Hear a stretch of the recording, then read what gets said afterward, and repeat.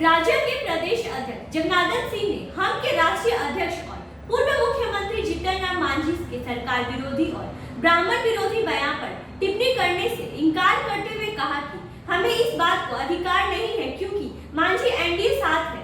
और राजद द्वारा किसान दिवस मनाए जाने के मुद्दे पर उन्होंने कहा कि चौधरी चरण सिंह देश में किसानों के सबसे बड़े नेता थे और खेती अर्थशास्त्र के ज्ञाता भी थे। अरे नहीं हम लोग के बता दा जा कि का तो हम लोग के सामने बा है क्या सर मांझी जी जिस तरह से नाराजगी जता रहे हैं, मांझी जिस तरह से नाराजगी जता रहे हैं, शराबबंदी पर कभी बोलते हैं, कभी ब्राह्मणों पर बोलते हैं, क्या उनकी नाराजगी सरकार से है या फिर क्या कहेंगे इसको, किस तरह? मांझी जी हम लोग के दल के नहीं न हैं। नीचे कर दीजिए। मांझी जी अपने हिसाब से जहाँ हैं वो क्या बोलते हैं नहीं बोलते हैं, उनको संभालने नहीं संभालने, अच्छा है बुरा है, इसकी समीक्षा हम लोग चाह के भी नहीं कर सकते।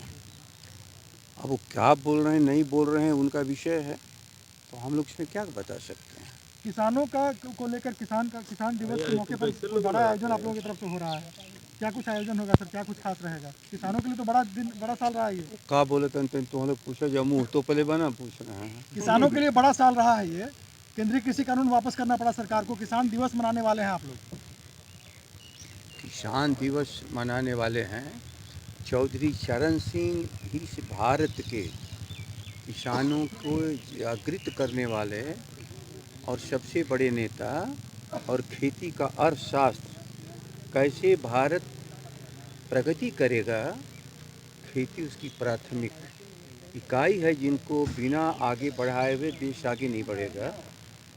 तो चौधरी चरण सिंह जिस चीज़ को उन्होंने छेड़ा था, और चौधरी साहब को लोगों ने कुलक का नेता कहा, किसानों का नेता था, जैसे यहाँ साबित करने का प्रयास टिकैत को कर रहे थे, खालिस्तानी है, पाकिस्तानी है, यह तो बड़े सामंतों का प्रतिनिधि है, उसी तरह चौधरी साहब पूरे भारत के किसान और खेती की बात करते थे। लेकिन कुलक का नेता, कुलक जमींदार, बड़े किसान, बड़े काश्तकार, खेती के अर्थशास्त्र को जब लोग विभिन्न रास्तों से अस्वीकार करने का प्रयास करते हैं तो भारत के पतन के वही सबसे बड़े कारण होते हैं।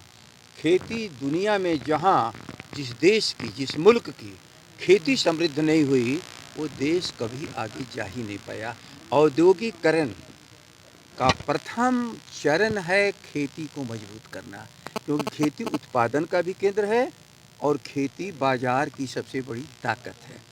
इंसान के भीतर गांव में रहने वाले सबसे बड़ी जमात के पास ये जानता ही नहीं है। और लोकतंत्र में जिस दिन संवाद खत्म हो गया, चर्चा बात और संवाद से रास्ते तलाशने की बात खत्म हो गई, उसी दिन समझो कि लोकतंत्र है ही नहीं है। इसलिए आज जो हो रहा है ये चरित्र है, इस सरकार का चरित्र के अनुसार काम कर रही है। राजद लड़ेगी किनारों की लड़ाई? राजद तो अपने सिद्धांतों नीतियों पर अडिग है और हम अपने सारे संघर्ष को करते ही रहते हैं, लेकिन अनेक समस्याओं में किसी एक समस्या को ही केंद्रित करके सारी समस्याओं को हम लोग छोड़ दें, ये भी संभव नहीं है। लेकिन एक ही चीज़ है, इस बेदर्द हुकूमत, जुल्म करने वाली हुकूमत जिस दिन हट जाएगी उसी दिन बिहार में सब कुछ ठीक हो जाएगा। धन्यवाद।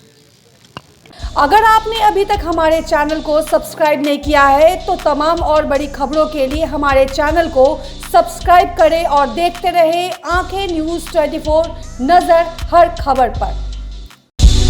क्या आप पत्रकारिता के क्षेत्र में अपना कैरियर बनाना चाहते हैं? तो आज ही royal Ashoka institute of mass communication and journalism में अपनी जगह सुनिश्चित करें। आर्यभट्ट ज्ञान विश्वविद्यालय पटना से मान्यता प्राप्त 100% प्लेसमेंट के साथ royal Ashoka institute of mass communication and journalism नामांकन जारी है।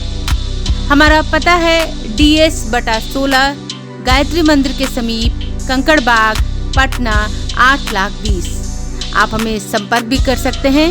हमारा मोबाइल नंबर है 9955456126।